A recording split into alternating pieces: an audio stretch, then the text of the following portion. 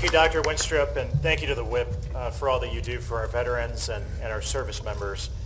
I wore the uniform proudly in 2014 and 15 when I deployed to Afghanistan, and I served on the front lines of the effort there to train, advise, and equip the Afghan Army and the Afghan police.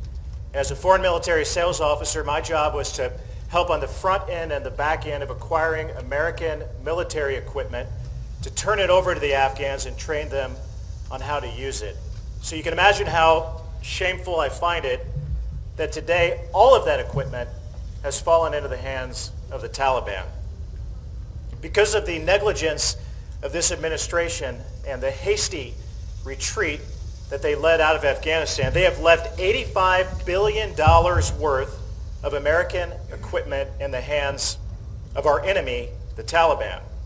75,000 vehicles, over 200 airplanes and helicopters, over 600,000 small arms and light weapons. The Taliban now has more Black Hawk helicopters than 85% of the countries in the world. But it's not just weapons. They have night vision goggles, body armor, and, unbelievably, the Taliban now has biometric devices which have the fingerprints, eye scans, and biographical information of all of the Afghans who helped us and were on our side over the last 20 years. There is no plan by this administration to get those weapons back. There is no plan to account for any of this equipment or these weapons. I can tell you that members of the Armed Services Committee on the Republican side will be fighting for amendments to the National Defense Authorization Act next week when we mark up that important bill to do what the Biden administration has failed to do. Let me be very clear.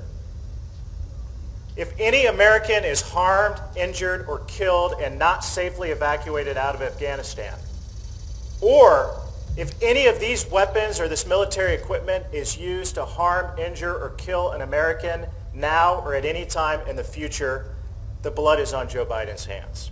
I'll turn it over now to a fellow Afghanistan veteran and the newest member of Congress, Representative Elzy.